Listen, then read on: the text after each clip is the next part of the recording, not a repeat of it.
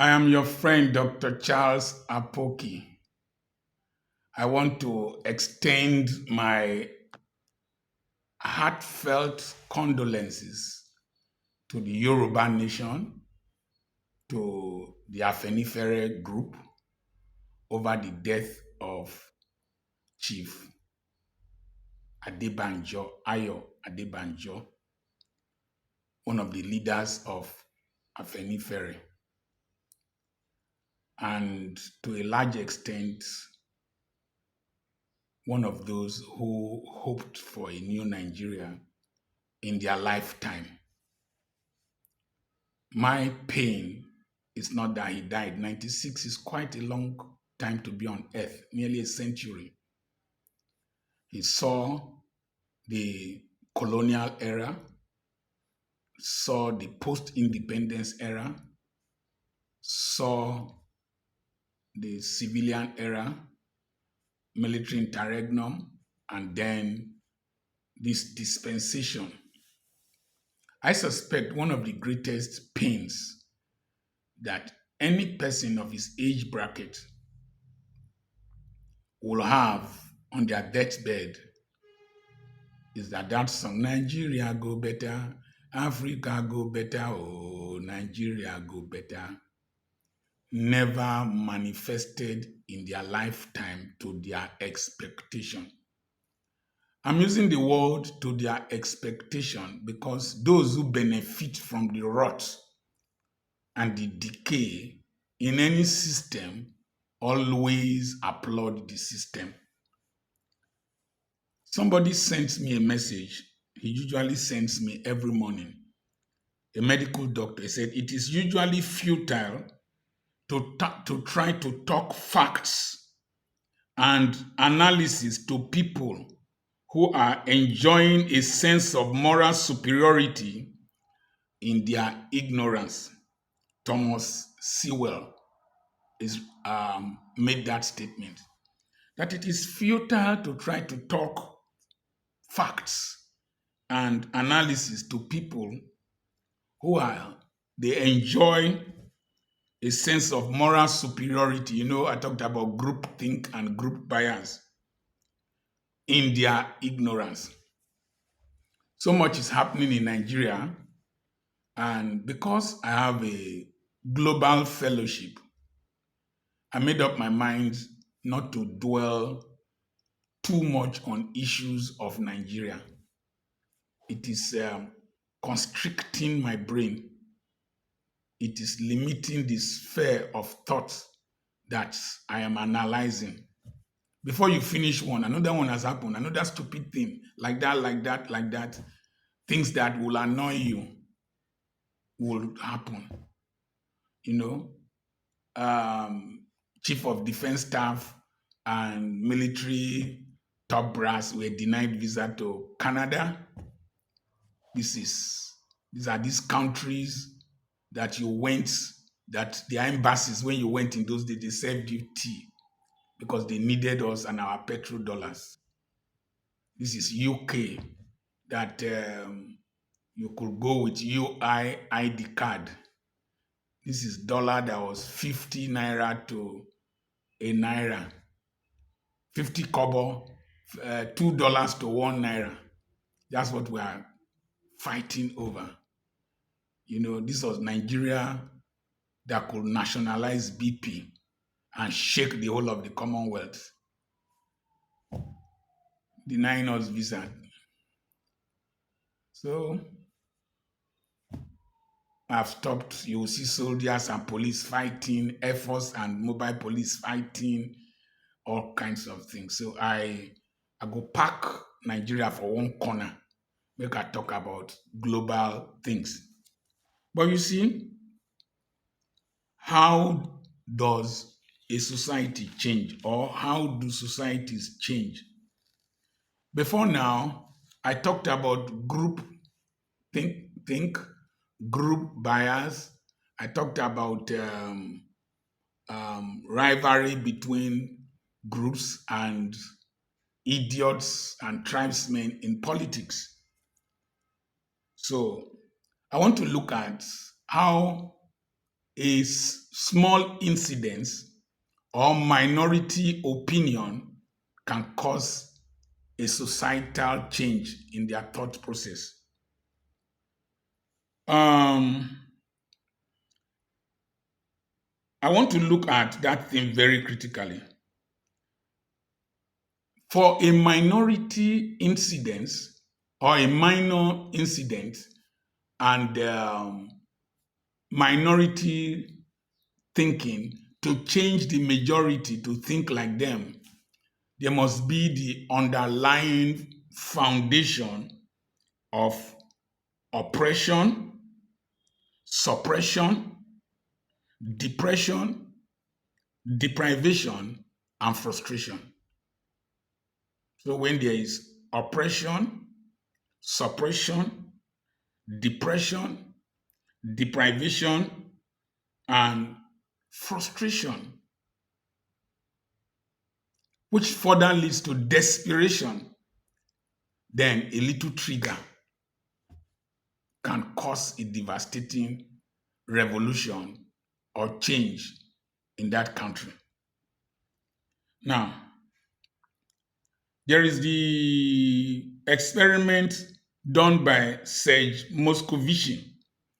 Serge Moscovici, you can Google that. Moscovici is Moscow without W, V-I-C-I.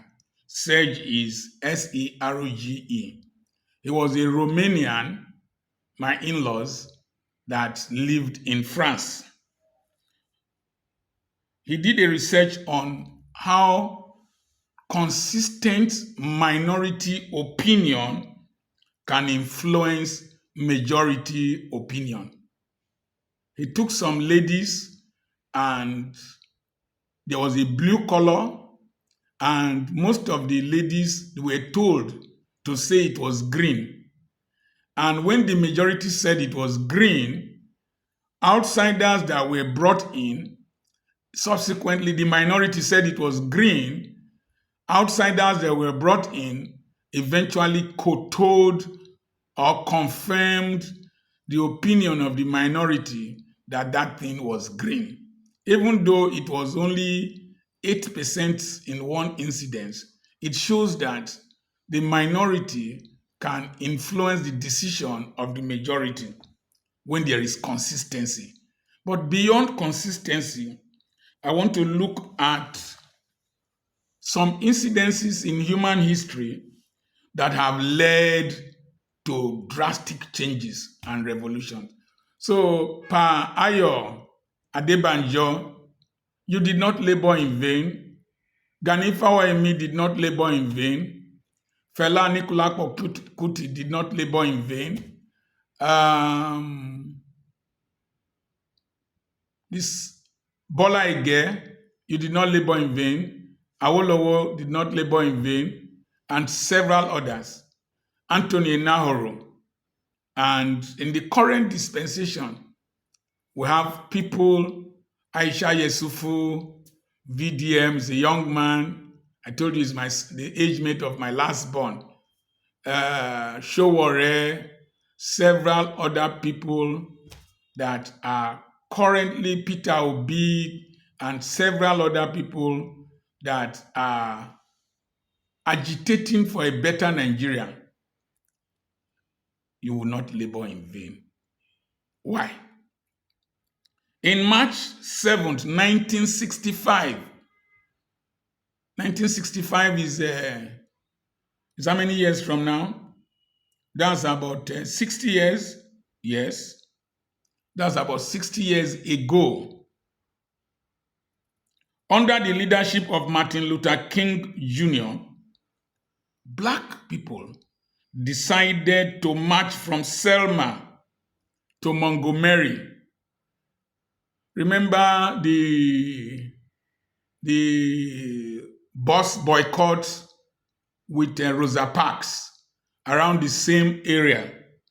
So they decided to march from Selma to Montgomery, a distance of about 50-something kilometers or 60 miles. They decided to march to protest against the deprivation of their rights to vote. Can you imagine? Just 1965 here. Rights for black people to vote. And as they were marching towards a bridge, they were attacked by dogs, batons, whips, horses, all kinds of things. I'm trying to, the picture is in black and white. I was trying to see whether there were black people in the army and in the police then that flogged their own people. And there was one of them, Lewis, I think it's John Lewis, that became a congressman. He was a young student then. They cracked his skull. Many people were injured. When they did that protest march and the trauma they experienced came to the American public, a bill for the right to vote was introduced that same month, even during the march, before the march concluded. And in August 6, 1965, President Johnson signed into law the rights of black people to vote. And 44 years later, Barack Hussein Obama, an African American of Kenyan ancestry and Hawaiian ancestry, or I don't know if I pronounced it right, became the president of the United States of America. It took 44 years, but it took a singular incident.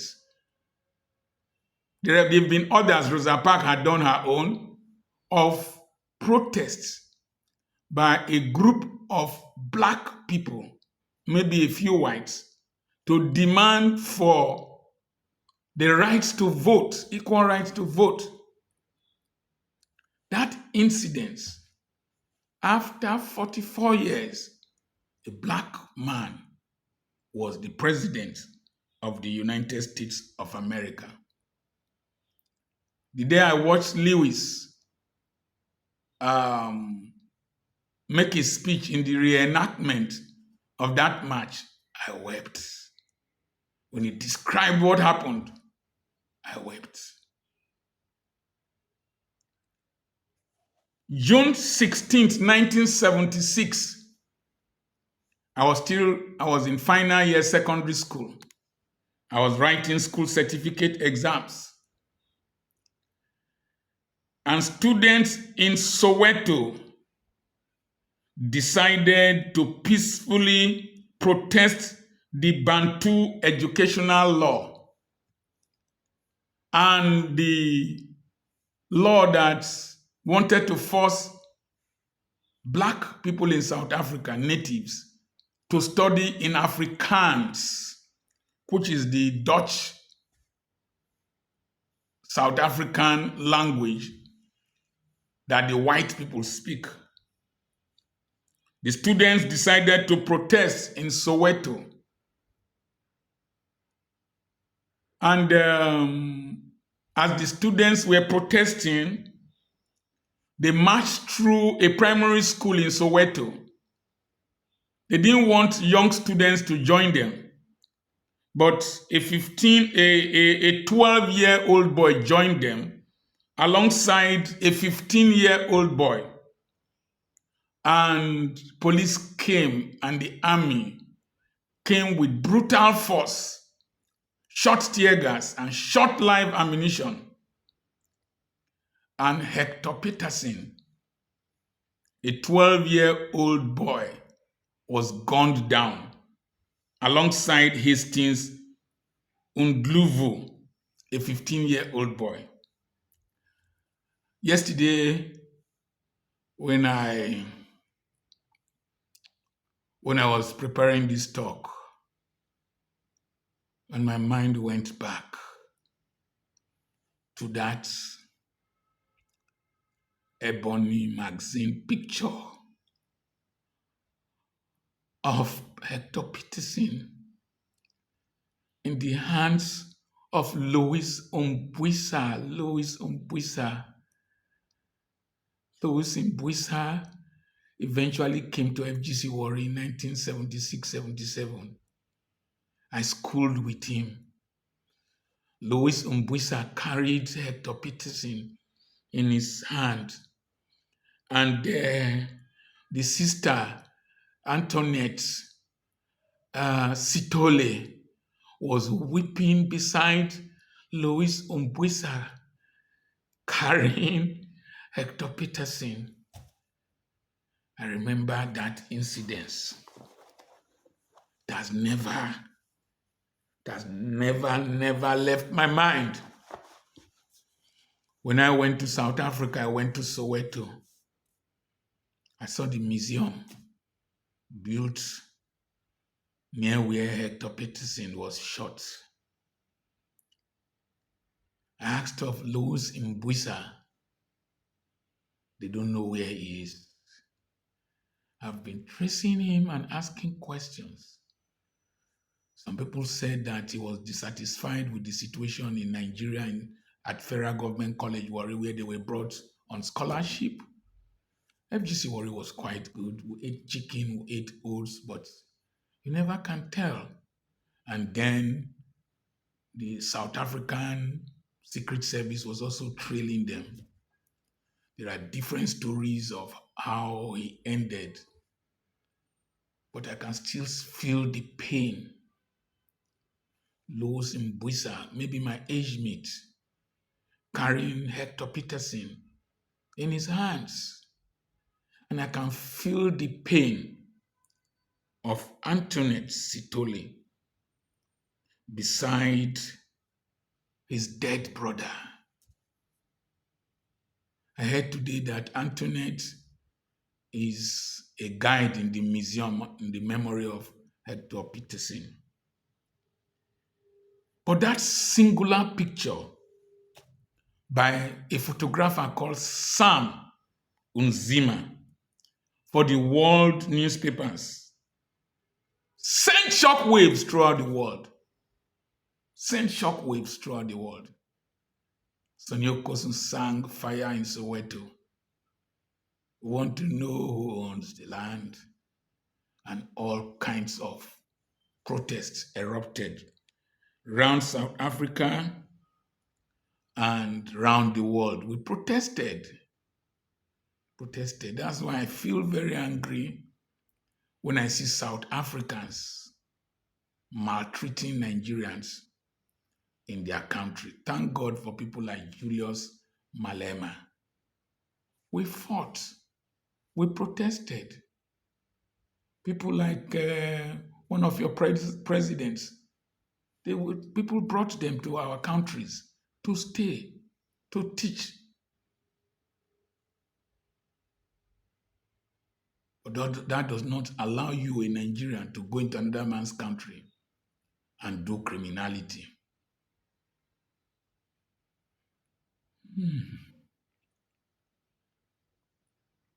Just that picture by Sam Unzima contributed to a mental shift globally against apartheid.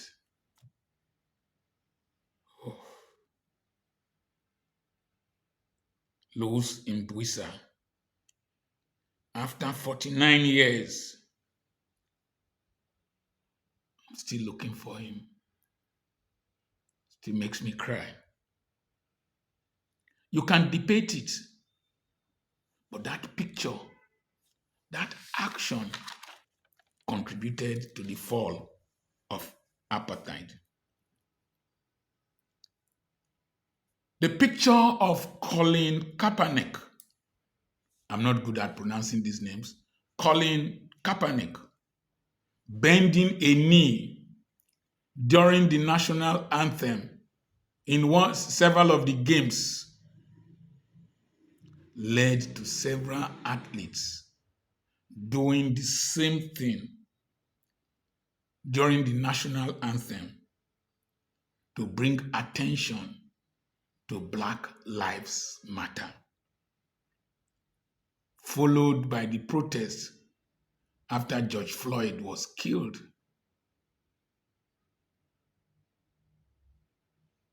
Colin Kaepernick could have continued entertaining white folks, could have continued playing without caring about the need of his fellow Black people to be respected in America. I can afford a very comfortable life in this country. I can afford to frolic with the governors. I schooled with many of them. I went to university with many of them. I could afford to run around some of these big general overseers. They know me. I can preach very well. I can do all these, somebody here, this, that, that. I used to raise money. I could enjoy the benefits of being Pentecostal, a Pentecostal oligarch. But I came to a conclusion that we cannot continue the way we are going. And we must speak out against these evils that are plaguing the body of Christ. I know how much I have lost. I know those who have refused to invite me. I know friends. I know people who call my friends to warn me. I know threats that I receive. But I cannot be silent. Evil continues to flourish when men of goodwill remain silent, most probably out of fear, out of groupthink, out of the benefits that they derive from the rot. But I thank God who called me and told me in George Mogalu's house at Aba that if I continue to preach his word with boldness, that he will prosper me. When churches stopped inviting me, since churches, a few of them, some of them became my enemies, I have become richer, far richer. Those are miserable honorarium. May the Lord go with you as if I came with Satan. I've become far richer, far more popular, far more relevant.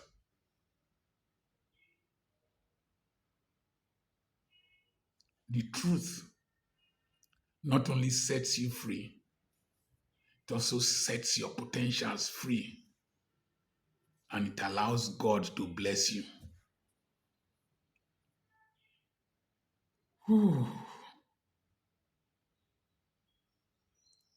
Kaepernick lost a lot of opportunities, but Black people gained a lot of respect. When we keep